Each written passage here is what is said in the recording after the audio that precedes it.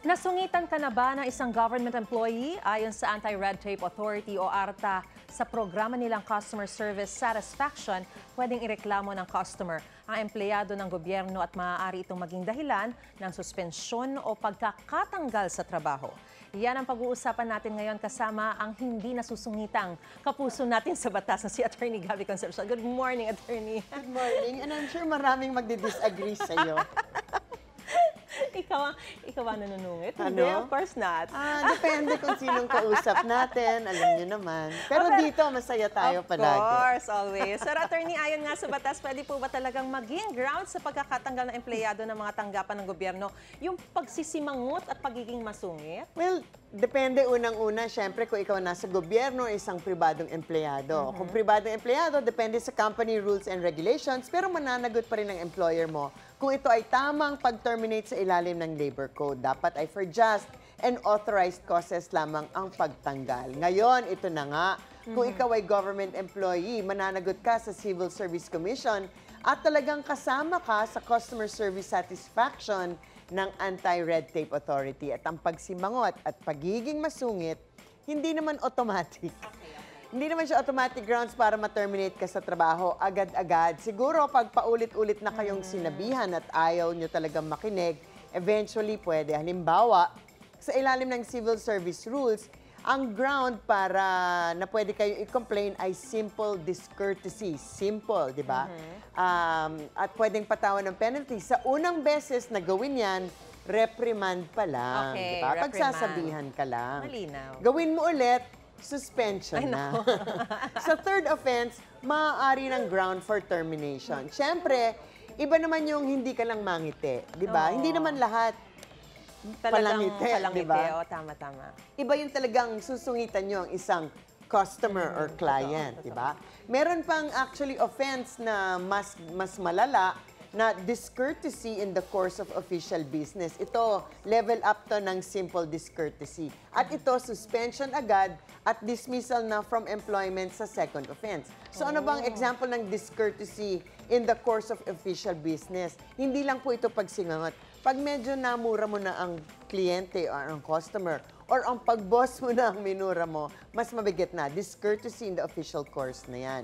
May specific offenses din sa anti-red tape law na pag hindi mo inatupag ang mga client ninyo na nasa premises na, halimbawa, nandun na, bago mag-lunch break, tapos hindi nyo pinansin, naglagay kayo kaagad ng di ba? Magla-lunch po muna ako. Nako, bawal yon. Yan ay violation na 30 days agad ang penalty. So parang nagsasanib puwersa yung civil service rules at yung anti-red tape authority rules. Nagsasanib na sila towards customer service satisfaction. Yes, yun ang mahalaga eh. Pero paano ba, attorney, maituturing na ang pagsusungit o pagsisimangot na ginawa ay pwedeng ikasuspindi o ikatanggal?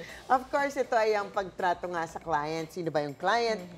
For government officials, ito ang general public na pinagsisilbihan natin. Pag kayo ay frontliner, halimbawa, nagbigay ng application, syempre, sana yung kausap natin, yun na nga, di ba? Sana nga palaging maaliwalas ang mukha at masayang kausap. Pero bonus na lamang siguro to. Baka naman, at saka on a particularly, baka having a bad hair day ng empleyado, or baka sadyang mahiyain at hindi palang ngiti. Pero pag sinimangutan na po kayo, kasi, ayun na nga, di ba, magla-lunch break na siya. May kasama pang comment na yung medyo nagpaparinig, o yung nagdadabog, o yung nagsasampal ng papel sa desk, di ba? Hindi sa tao, ibang offense yan. Palagay ko, pwede nang i-report yan. Yung mga pagsusungit na may mga pahalang na comment, of course, case-to-case basis, kung simple discourtesy or mas grave offense na discourtesy in the official course, di ba? Yung sinabi ko kanina, pag sinabihan mo ng, sinabi ko na kanina, submit na to doon, di ba? Hindi ba kayo nakaririnig? Or yung mas malalang, tanga-tanga nyo naman, di ba? Yung may kasamang mura, yan definitely, baka suspension na kaagad yan. Maaari rin nga na hindi directly ang client ang inyong inalipusta.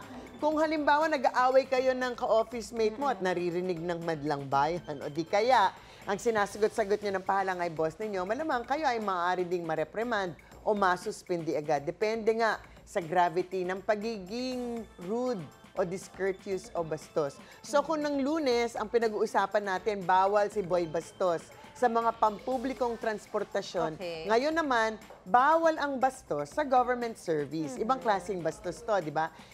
Yung being rude nga and discourteous. In the end po, tandaan po natin, ang publiko ang inyong boss. Kailangan tratuhin ng may respeto at kortesiya. Hindi nyo kailangan bula-bulahin, hindi kailangan pagsilbihan ng kape.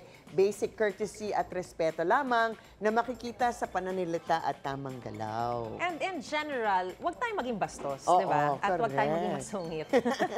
Mas magiging magandang araw natin kung magiging maliwalas ang mukha Parang natin. tayo, palagi tayong masaya. Especially on a hump day. On a hump we should be day. happy. Kaya maraming salamat, Attorney Gabby Concepcion. Maraming salamat Sa din. maliwanag na pagpapaliwanag. Maraming salamat. Keep safe.